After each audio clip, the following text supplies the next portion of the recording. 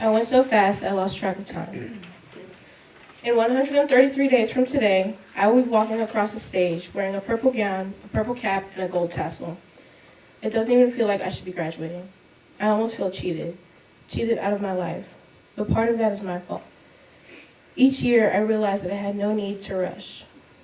When I was a little girl, I was infatuated with the idea of being a grown-up. I was ready to be my own person and have my own life. But what I was most excited for was being a teenager. I shared a room with my older sister, so we spent a lot of our time together despite our 9-year age gap. I followed her like a lost puppy. I watched her be a teenager and I envied it. I'd sit on my bed and watch her get ready in the mirror, hanging out with friends, boyfriends, and her life in high school. I wanted that, and I yearned for it. When I got to 7th grade, I blossomed. My thighs were bursting through the seams of every pair of jeans I owned.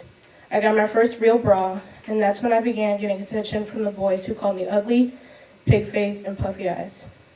I thought that because I was so physically mature, that it made me mentally and emotionally mature, and that I would finally get that life.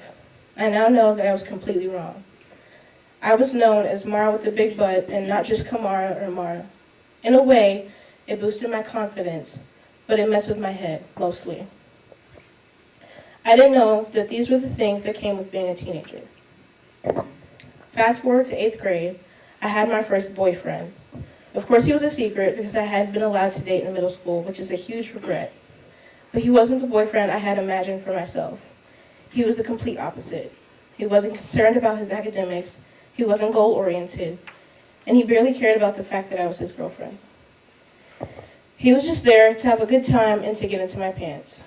I had no idea that boyfriends were so complicated. I should have listened when Daddy said, "Don't rush for boys, they'll always be there." He was right, they are always going to be here. I've taken note of that now. And then the world stopped, quite literally. COVID-19 shut the entire planet down, and it felt like something out of a futuristic sci-fi flick. No cars, no trucks, no human interaction whatsoever. School was out, no one was working. My 8th grade year was cut short, and it felt like my relationship was too. He stopped talking to me as often as he used to. It went from texting far too much to just communicating late at night. And when he did text, it was only for his pleasure. I felt used, because that's exactly what he was doing. I came to the realization that it was time to let him go. Through the whole pandemic, my mental health began to spiral. I hated the way I was feeling, yet I couldn't bring myself to tell anyone how much I was hurting. After middle school, I was so excited to finally be in high school. I started talking to boys a lot more often. I was out with friends almost every weekend as an escape from my thoughts and feelings.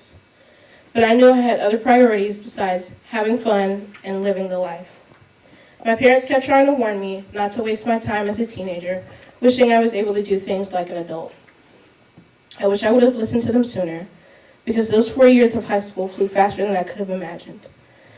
I was reflecting on my first half of high school and realized that I'd wasted my chance of teenhood on an emotionally and mentally abusive relationship that I just would not allow myself to leave. Around the end of my sophomore year, I realized that I was, in fact, going too fast, but it was too late to slow down. I was halfway through high school, so my time was almost up. I started to miss the time I wasted on boys and wishing to grow up so fast. And in the midst of it all, I lost an ex-boyfriend to a hit and run. It hurt me deeply and sent me back into my depressive state. I closed myself off from the world and started appreciating the time that I had with the people in my life. I took the chance to connect with myself and started to appreciate myself before I allowed anyone else to gain access to me like before.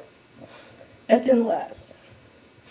During my junior year, my ex-boyfriend reemerged and robbed me of whatever I had left of my youth.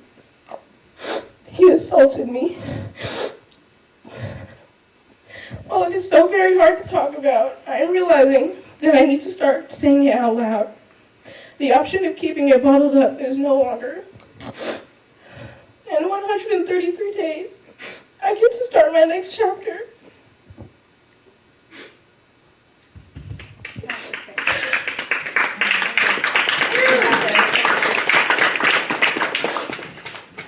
And I don't want to take what happened with me, but I wish I could take everything back and have a redo. I just want one more chance to rethink my choices and appreciate the time I had as a young child. It's now time for me to grow up and take on the responsibilities of a young adult in college. While I have gone through the toughest of times, I can take those experiences and learn from them. They have helped me become the young lady that I am today, and I know moving forward I am wise beyond my years.